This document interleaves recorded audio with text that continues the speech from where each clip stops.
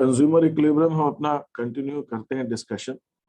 मैं ब्रीफ में थोड़ा सा एक दो पॉइंट रिपीट करूंगा जो पहले हमने डिस्कस किया, फिर हम आगे बढ़ेंगे। हमने ये डिस्कस किया था कि कंज्यूमर का जो इक्विलिब्रियम है, और इक्विलिब्रियम की बात हमने की थी, इक्विलिब्रियम वो स्टेज है जहां पर consumer is at rest. Consumer economics में बोलते हैं एट रेस्ट, मतलब वो ठहर गया, रुक गया। रुक किस चीज में गया? वो एट रेस्ट कंजम्पशन से रुक गया, और वो कंज्यूम नहीं करना चाहता, और वो मटेरियल कंज्यूम नहीं करना चाहता, वो किसी कमोडिटी को और खरीदना नहीं चाहता। वो कहता है बस अब हो गया और मैं नहीं खरीदूंगा। तो कोई भी चीज रेस्ट पे होती है तो उसको हिलाने के लिए प्रेशर लगता है, ठीक है। Anything it happens. ये एक सिंपल सा सीधा मैं कुछ बातें आपको बता रहा हूँ, उस चीज पर आप थोड़ा सा ध्यान रखेंगे तो आपको समझ में आएगा, ठीक है। अगर मैं मान लीजिए यहाँ पर मैंने कोई चीज एक ली है, समथिंग लाइक दैट, और मैं यहाँ पे कुछ एक छोटी सी डायरी मेरे हाथ में रखी है, इट इज एट रेस्ट। ये डायरी रेस्ट पे, ये अपने आप हिलेगी नहीं। मुझे यहाँ से कुछ पुश लगेगा, कहीं से पुल लगेगा, कुछ लगेगा, तब जाके वो हिलेगी। तो कंज्यूमर को भी पुश एंड पुल लगता है, तब जाके वो इस पोजीशन से हिलता है। तो जब तक वो नहीं है तब तक उस पॉइंट पे हम कहते हैं कंज्यूमर इज एट रेस्ट। तो जो रेस्ट की पोजीशन कंज्यूमर एक्वायर कर लेता है उसको हम कहते हैं इक्विलिब्रियम पोजीशन। इक्विलिब्रियम पोजीशन से ऐसा नहीं है कभी नहीं हिलेगा, हिलेगा, लेकिन उसके लिए कुछ पुश एंड पुल लगेगा, कुछ फैक्टर्स चेंज होंगे तब वो हिलेगा, बिना बाकी फैक्टर्स के चेंज हुए नहीं हिलेगा। तो दैट इज अ पॉइंट। तो सवाल उठता है कि कंज्यूमर इक्विलिब्रियम पे आता कैसे, कब कंज्यूमर कहेगा कि एट रेस्ट है वो और कंजम्पशन नहीं करना चाहता। ये डिपेंड करता है उसकी यूटिलिटी पर, और ये यूटिलिटी इस बात से भी और कनेक्टेड है। यूटिलिटी का मतलब होता है उसकी कुछ सेटिस्फेक्शन उसको मिल रहा है, उस कमोडिटी से उसको कुछ मिल रहा है, उसको यूज आ रही है, तभी वो चीज को खरीद रहा है। तो यूटिलिटी, और हमने ये चीज डिस्कस की थी कि यूटिलिटी का एक नेचर ये रहता है कि जैसे जैसे हम किसी कमोडिटी को ज्यादा से ज्यादा कंज्यूम करते जाते हैं, उस कमोडिटी से मिलने वाली यूटिलिटी, जिसको मार्जिनल यूटिलिटी कहते हैं, वो धीरे धीरे गिरने लगती है। तो एक पॉइंट आता है कि वो मार्जिनल यूटिलिटी गिरते गिरते जीरो भी हो जाती है और नेगेटिव हो जाती है। हमने ग्राफ से समझने की कोशिश की थी कि मार्जिनल यूटिलिटी गिरती जाती है एमयू, और एक पॉइंट पर जीरो भी जाएगी, नेगेटिव हो जाएगी। तो नेगेटिव वाली स्टेज में तो कंज्यूमर कभी जाएगा नहीं। हाँ, ये है कि जब तक वो गिर के जीरो आ रही है उस पर कहीं वो रुक सकता है बीच में। जीरो पर तो वैसे भी अगर फ्री की चीज भी है तो भी जीरो पर रुक जाएगा। जीरो से ऊपर कहाँ रुकेगा, वो उसकी प्राइस पर डिपेंड करेगा। तो कंज्यूमर प्राइस और मार्जिनल यूटिलिटी को कंपेयर करके फिर वो डिसाइड करता है कि वो कहाँ पे स्टॉप करे। तो हमने क्या देखा, consumer equilibrium is a point, consumer equilibrium is a point of rest, जहाँ पे कंज्यूमर अपना कंजम्पशन रोक देता है। और ये कैसे सब डिसाइड होता है, उसकी यूटिलिटी से डिसाइड होता है। यूटिलिटी क्या है? यूजफुलनेस है उस प्रोडक्ट। यूजफुलनेस की बजाय उसको जो सेटिस्फेक्शन मिल रहा है, यूजफुल तो कोई चीज होती है लेकिन सेटिस्फेक्शन नहीं मिलता, ये भी होता है। तो उसको जो उससे कुछ काम, उसका कुछ सेटिस्फेक्शन उसको मिलता है। फिर हमने एक चीज और डिस्कस की थी कि जो यूटिलिटी है, हमें ये डिसाइड करना कि इक्विलिब्रियम कहाँ आएगा, उसको हम यूटिलिटी से कंपेयर करते हैं। और यूटिलिटी दो ढंग की इकोनॉमिक्स ने बताई है, और उन्होंने हर जिसने जैसे दो कैटेगरीज हैं और उन्होंने अपनी अपनी थ्योरी दी है इक्विलिब्रियम डिसाइड करने की। एक लोग ये कहते हैं कि utility is an cardinal unit, cardinal nature है उसका। कार्डिनल का मतलब है उसको हम मेजर कर सकते हैं, नाप सकते हैं। कार्डिनल मतलब मेजरेबल, मेजर कर सकते हैं। अब मेजरेबल जो है वो किस चीज में मेजरेबल है, उसको मेजर हम यूटिल्स में कर सकते हैं, जो एक इमेजिनरी यूनिट है मेजरमेंट की। यूटिलिटी को मेजर करने के लिए यूटिल्स मान लीजिए, उसको एक मेंटल साइकोलॉजिकल सेटिस्फेक्शन से जोड़ा गया यूटिल्स को। दूसरा मेजरेबल क्वांटिटी है मनी, पैसे में भी मेजर कर सकते हैं। तो इसका मतलब यूटिलिटी जो है, अगर हम इंडियन कंटेक्स्ट में बात करें, हिंदुस्तान के बारे में बात करें, तो यूटिलिटी यूटिल्स में भी मेजर हो सकती है और वो रुपए में भी मेजर हो सकती है। रुपए में कैसे मेजर होगी? हम किसी कमोडिटी के लिए, उसका सिंपल सा उन्होंने एग्जांपल दिया, हम किसी कमोडिटी के लिए कितने पैसे देने को तैयार हो जाए। अगर आपको प्राइस नहीं मालूम, आप कितने पैसे देने को तैयार है, वो उसकी यूटिलिटी मालूम कि आपके लिए उसकी उतनी यूटिलिटी। और ये utility person to person vary करती है, हर व्यक्ति की अलग अलग होती है। और एक ही व्यक्ति के अलग अलग टाइम पे अलग अलग यूटिलिटी हो सकती है। एक ही चीज की यूटिलिटी हो सकता है सुबह मेरे लिए अलग हो, शाम को उसी चीज की यूटिलिटी अलग हो जाए। या मतलब डिपेंड, कई सारे फैक्टर्स होते हैं जिसमें पर्सन की यूटिलिटी डिपेंड करती है, लेकिन एक मोटे तौर पे उन्होंने कहा कि मान लीजिए जो जितना पैसा देने को तैयार है, बोली लगाइए, जो जितना पैसा देने को तैयार है उसके लिए उतनी यूटिलिटी है उसकी, वो उसकी यूटिलिटी। तो ये एक चीज है। तो money can be one of the criteria utility को मेजर करने का, और दूसरा यूटिल्स हो सकती है। ठीक है, ये दो क्राइटेरिया अपने अपने हो सकते हैं।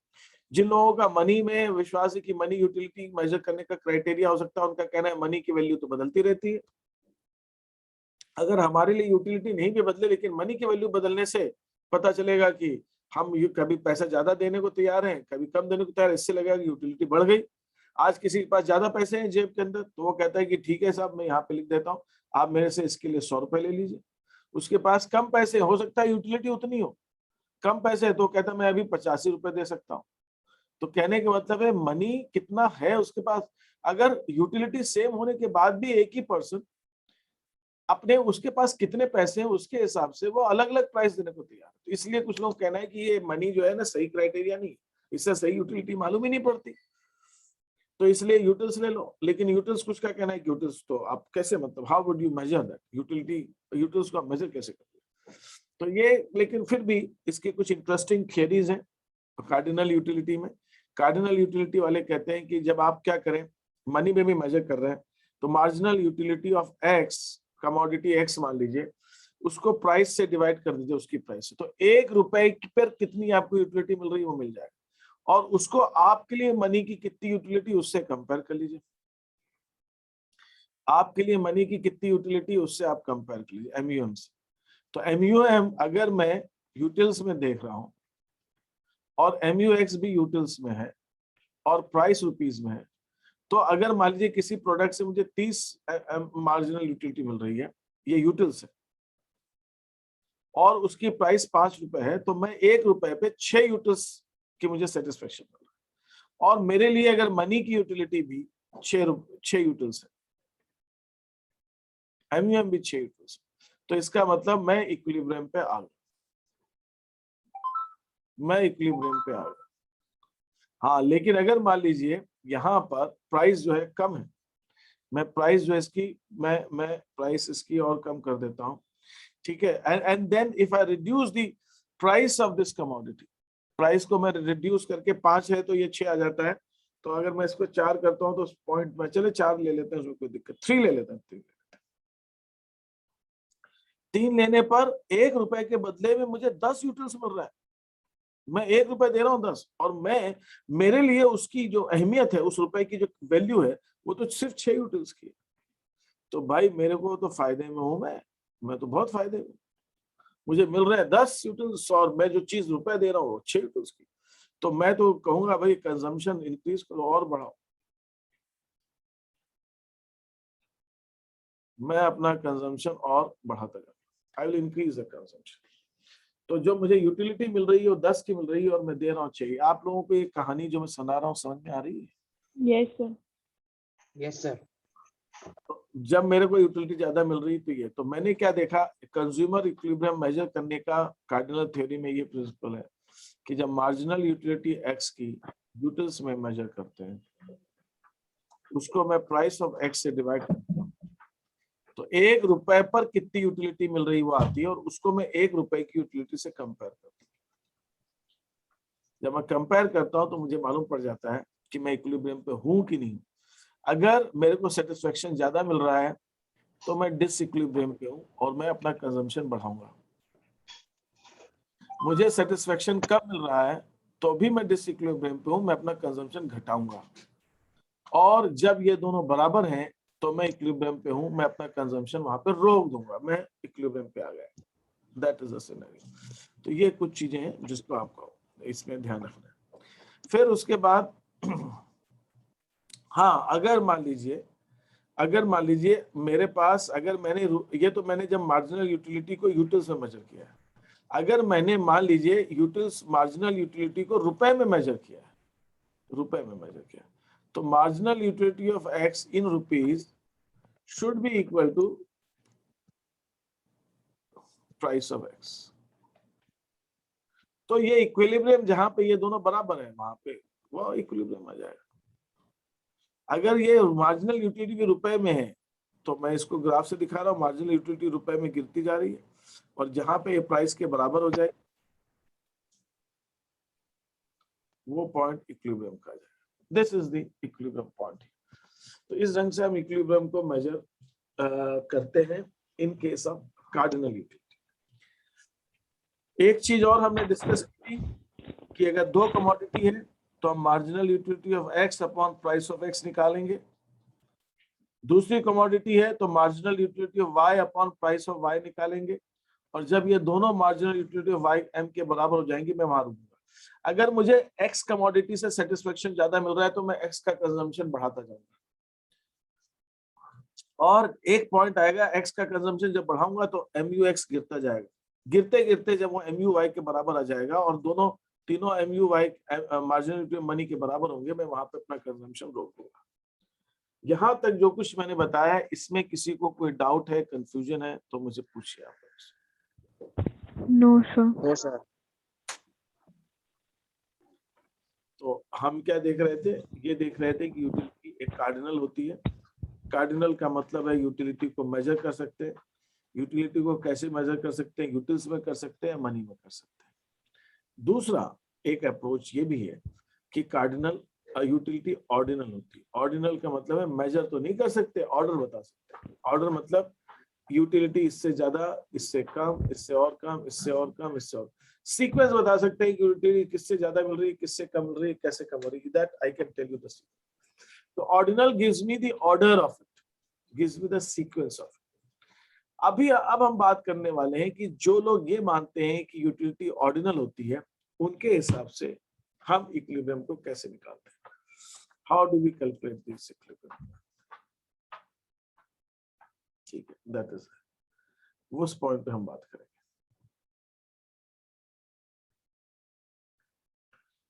ऑर्डिनल यूटिलिटी के लिए एक चीज है जो थियरी है, जिसकी जो ऑर्डिनल मानते हैं उनके लिए जो उन्होंने थियरी दी है ऑर्डिनल यूटिलिटी के लिए, उसको हम बोलते हैं indifference curve. Indifference curve analysis. यहां पर एक चीज और मैं बता देता हूं, ऑब्जेक्टिव टाइम में इस टाइप के जो कार्डिनल यूटिलिटी मानते हैं उनकी जो थियरी है उसको बोलते हैं यूटिलिटी एनालिसिस। इसको हम बोलते हैं यूटिलिटी एनालिसिस। जो इक्विलिब्रियम और जो ऑर्डिनल यूटिलिटी वाले हैं उन्होंने जो थ्योरी दी है उसको हम बोलते हैं इनडिफरेंस कर्व।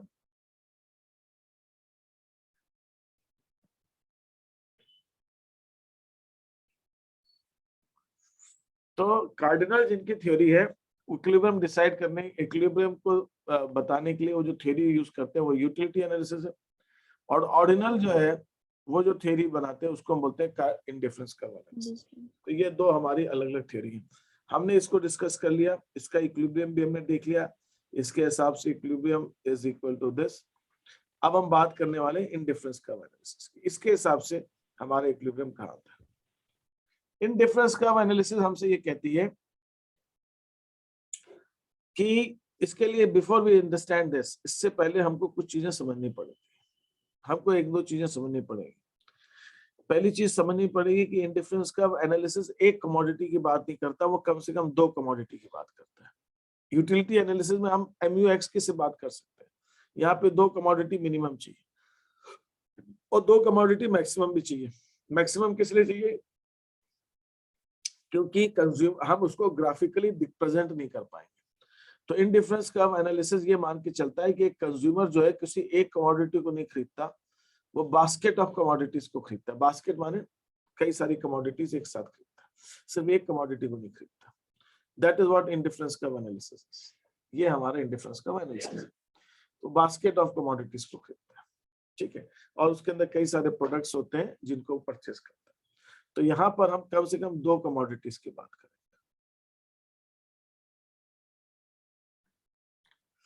अब यहाँ पर एक कॉन्सेप्ट है जिसको कहते हैं indifference curve. What is this indifference curve? अगर मान लीजिए मैं पहले एक ग्राफ पे एक चीज को प्लॉट करता हूं, ये ग्राफ है मेरा। हम क्या जानते हैं, एक चीज हम पढ़ चुके हैं कि ये हमारी मार्जिनल यूटिलिटी है, और सपोज एक्स की हम बात कर रहे हैं सिर्फ एक कमोडिटी की एक बार के लिए, और ये यूनिट्स ऑफ कमोडिटी एक्स। जैसे जैसे हम एक्स का कंजम्पशन बढ़ाते जाएंगे एक्स की यूटिलिटी गिरती जाएगी। तो जो शेप है हमने देखा था वो कुछ शेप हमारा ऐसे आता है।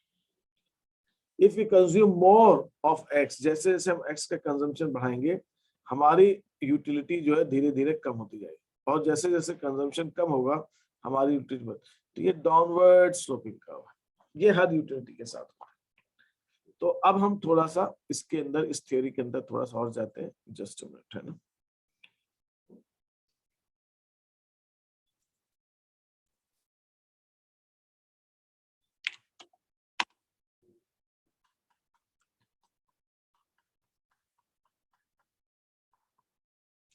इंडिफरेंस कर्व एनालिसिस, ठीक है।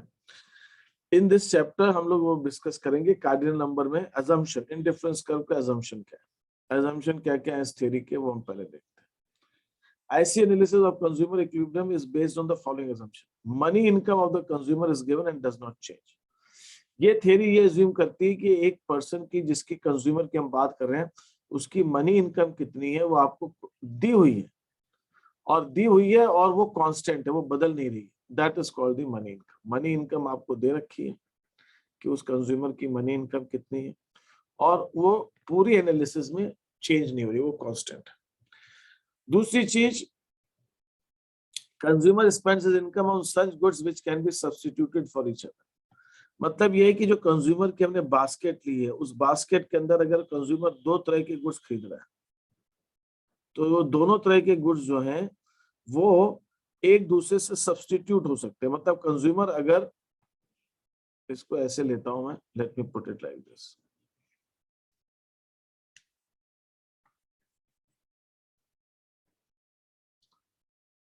यहाँ पे एक ब्राउन बास्केट लेते हैं ना, थोड़ा सा बड़ी, ये है हमारी बास्केट, ठीक है, और इसके अंदर दो तरह की कमोडिटीज हैं।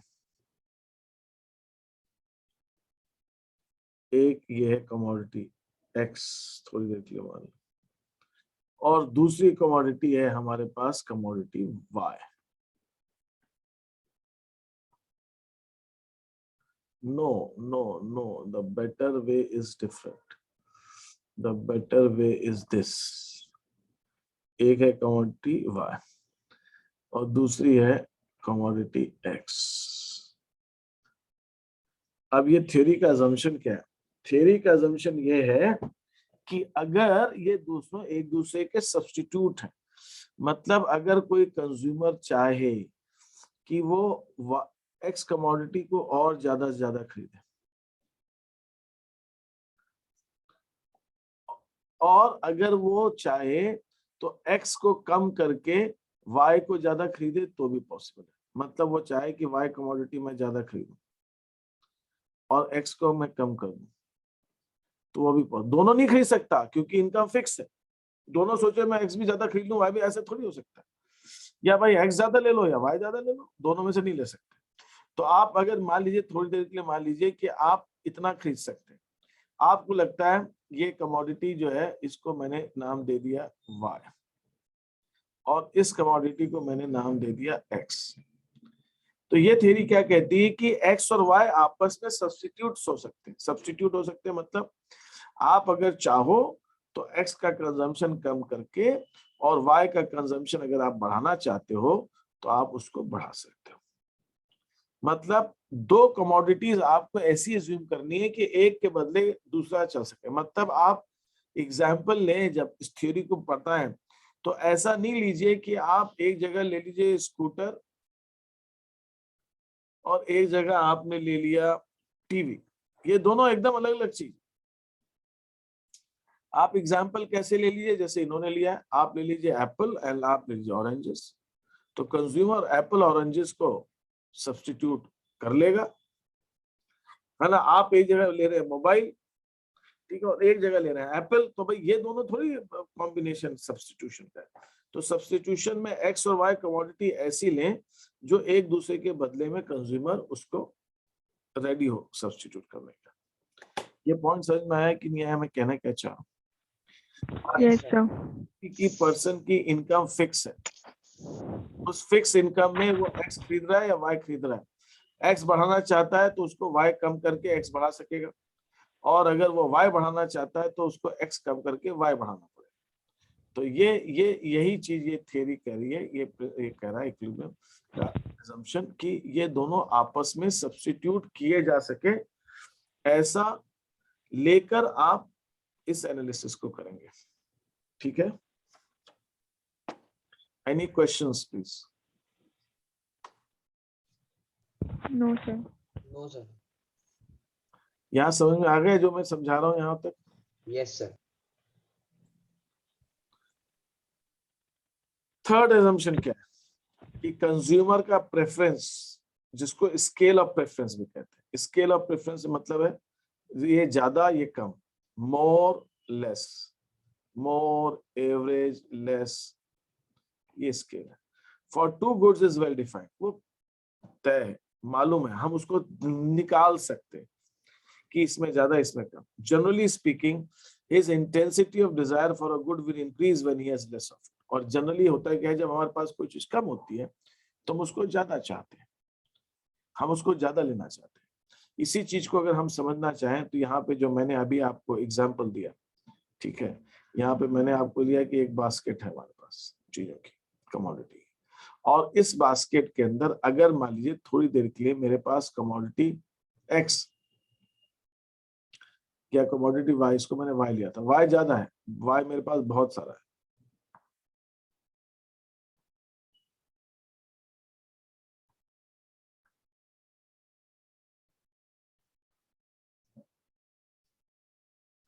I have lot of y,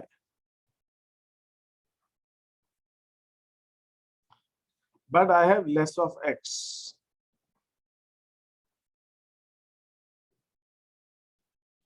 तो मेरी इच्छा ये होगी यार तो y ले ले, x मुझे ज्यादा। I would have natural tendency to more of x and less of y. x मेरे पास कम है और मेरे पास y ज्यादा है, तो मैं x की मेरे पास अभी इच्छा और होगी कि मुझे x और मिल जाए। तो जनरली ऐसा होता है, ठीक है। जो अगर किसी के पास intensity of desire of a good would increase when he has less of it, अगर वो कम है तो उसकी इंटेंसिटी ज्यादा। Intensity of desire for a good would decrease if has more, अगर ज्यादा होगा तो उसकी इंटेंसिटी कम हो जाएगी। More of a good always gives more satisfaction to the consumer, this is called monotonic preferences. और दूसरी चीज, अगर मान लीजिए दोनों चीजें आपको दी जाएं कि आपके पास चॉइस है, आपके पास चॉइस है कि पैसे की बात छोड़ दीजिए, money is not the criteria, अगर मनी क्राइटेरिया नहीं और आपको चॉइस दी जाए कि सपोज साहब एक बास्केट ये है और एक बास्केट ये है, ये दो बास्केट है, और इन दोनों बास्केट के अंदर, इन दोनों बास्केट के अंदर एक के अंदर आपके पास ये कमोडिटी वाई की,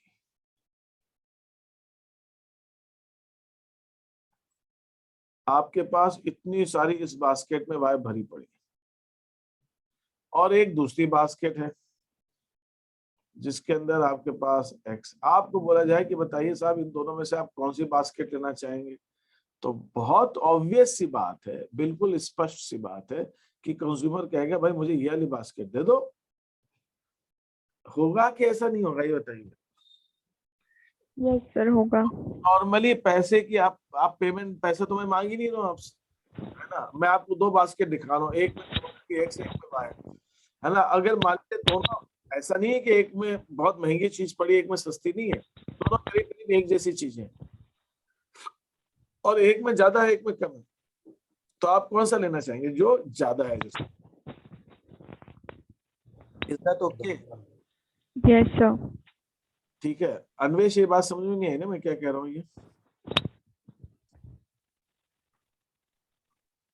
नहीं सर, ये हमें थोड़ा कम है। नहीं आया ना?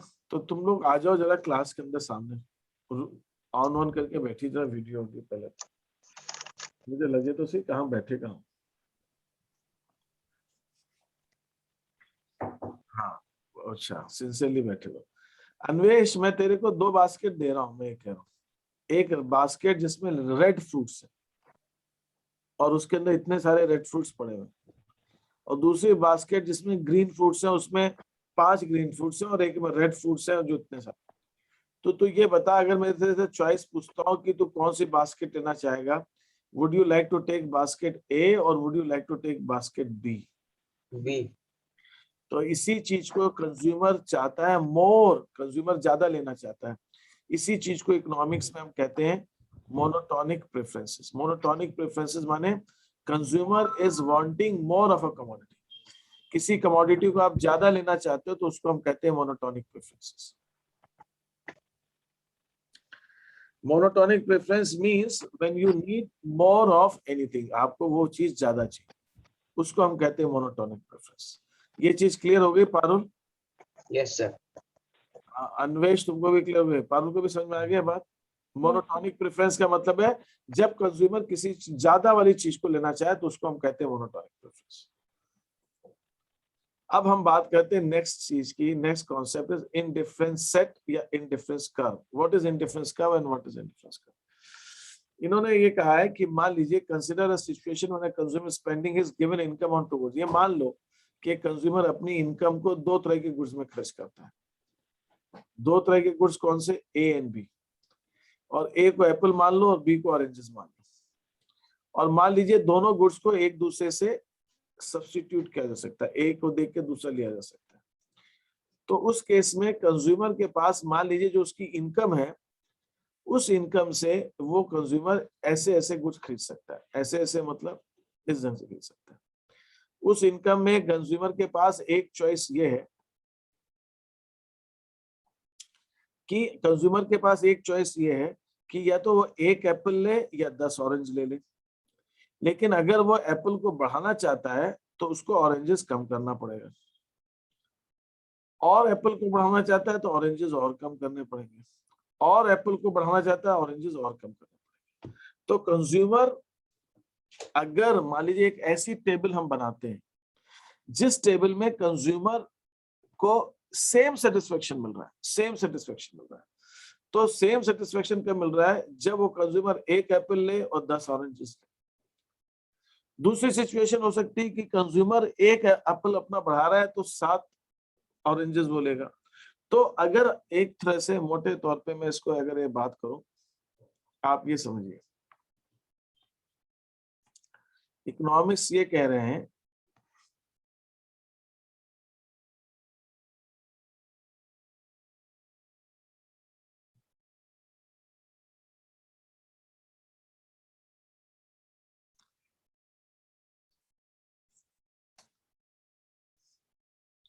यहां पर ये सारी चीजें हैं।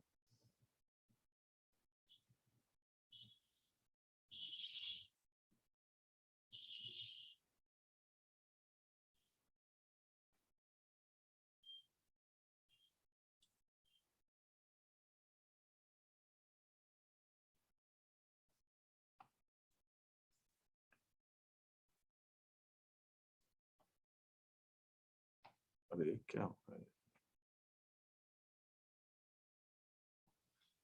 1 2 3 4 5 6 7 8 9 और ये 10, और आपके पास यहाँ पर दूसरा फ्रूट जो है वो एक ही है। और ये सारी बास्केट जो हैं इनको मैंने नाम दे दिया A B C D. A B C D ई।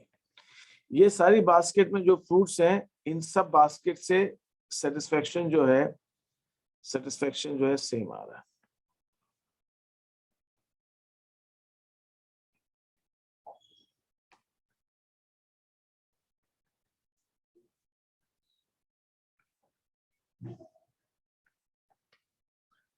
यहाँ पे 10 एक एप्पल है, एक फ्रूट है, और एक दूसरा फ्रूट है, 10 1।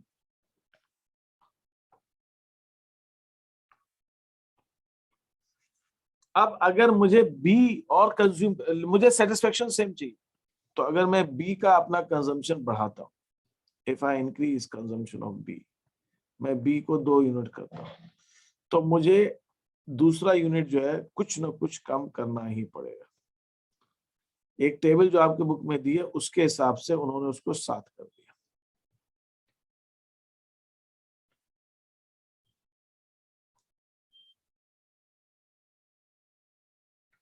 एक बढ़ा रहा हूं तो उसको मैंने 3 यूनिट कम कर दिया। मैं और बढ़ाना चाहता हूं, I want to increase B को और बढ़ाना चाहता हूं, तो मुझे ए कमोडिटी को और कम करना पड़ेगा।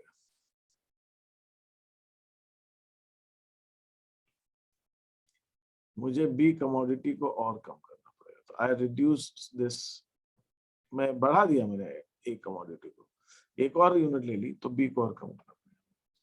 इसी ढंग से अगर मैं और बढ़ाता हूं दूसरी कमोडिटी को, ये सब सेम साइज मान लीजिएगा, मुझसे सेम साइज बन नहीं रहा है, तो मुझे यहाँ पे इसका कंजम्पशन थोड़ा सा और कम करना पड़ेगा। ये बहुत और कम। इसी ढंग से if I increase it further, एक और ले लेते हैं सिचुएशन जिसके अंदर मैंने इसको और बढ़ा दिया, तो ये मेरा कम होके सपोज 1 हो गया। And similarly if I increase it further,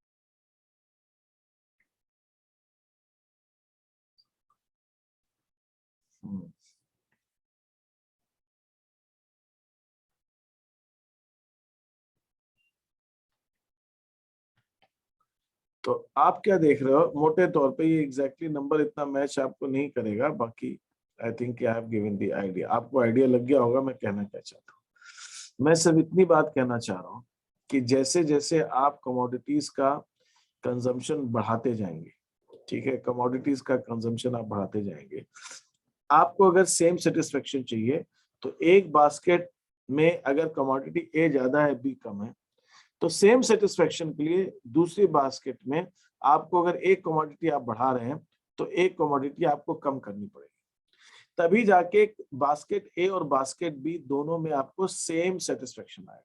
क्योंकि अभी हमने क्या पढ़ा था, मोनोटोनिक प्रेफरेंस। अगर बिना एक कम किए दूसरी बास्केट ज्यादा दे देगी, then it is no more monotonic.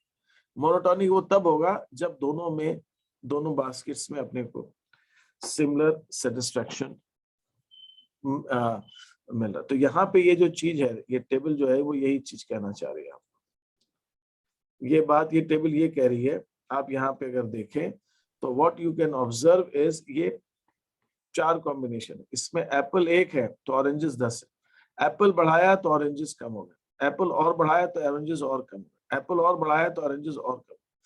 Combination A B C D are specified by the consumer according, consumer ने इनको स्पेसिफाई किया है कि ये मेरा प्रेफरेंस है, इन चारों कॉम्बिनेशन मुझे सेम सेटिस्फेक्शन मिलेगा, तो एक कमोडिटी बढ़ा रहा हूं तो दूसरी कम कर रहा हूं, दूसरी कम कर रहा हूं, तो इस हिसाब से ये चीजें होंगी।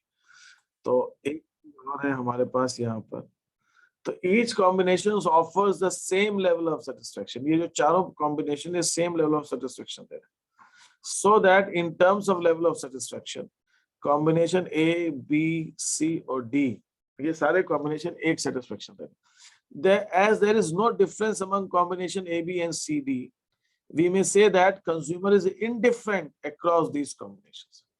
तो इनमें कोई डिफरेंस नहीं है कॉम्बिनेशंस, मतलब सेम सेटिस्फेक्शन दे रहे हैं, तो कंज्यूमर कहता है चाहे मुझे ए दे दो, चाहे बी दे दो, चाहे सी दे दो, चाहे डी दे दो। इसका मतलब क्या हुआ, ये इसको कहते हैं इंडिफरेंस का, ये है, ये सारे बास्केट्स कंज्यूमर को सेम सेटिस्फेक्शन दे रहे हैं। तो कंज्यूमर कहता है मेरे को कोई फर्क नहीं पड़ता कि आप मेरे को बास्केट ए दें, बास्केट बी दें, बास्केट सी दें, डी दें, ई दें, क्योंकि मुझे सबसे सेम सेटिस्फेक्शन आ रहा है, तो मैं हर एक से सेम रूप में, मेरे को कोई प्रॉब्लम नहीं, मुझे सेम से, I am happy with all of them, मुझे कोई भी चलेगा, इन पांचों में से मुझे कोई भी चलेगा, क्योंकि मेरे को सेटिस्फेक्शन पांचों से सेम मिल रहा है। That is what indifference curve says, यही इंडिफरेंस कर्व कहलाता है, ठीक है। तो इंडिफरेंस कर्व एनालिसिस के अंदर हम ये डिस्कस कर रहे हैं कि कंज्यूमर दो कमोडिटीज की, तो अभी तक जो मैंने आपसे बात की है वो ये की है कि इंडिफरेंस कर्व एनालिसिस में कंज्यूमर दो कमोडिटीज की बात करता है, दो बास्केट की बात करता है, और कंज्यूमर ये मान के चलता है कि अगर वो सारी बास्केट उसको सेम सेटिस्फेक्शन दे रही है, तो उसके अंदर एक कमोडिटी अगर आप बढ़ाएंगे तो दूसरी कमोडिटी आपको कम करनी पड़ेगी, ठीक है, दूसरी कमोडिटी आपको कम करनी पड़ेगी। तो अन्वेष एंड पारुल, ये कुछ समझ में आया जो मैंने तुमसे अभी कहा है, ये सब बातें? Yes, Yes, sir. sir.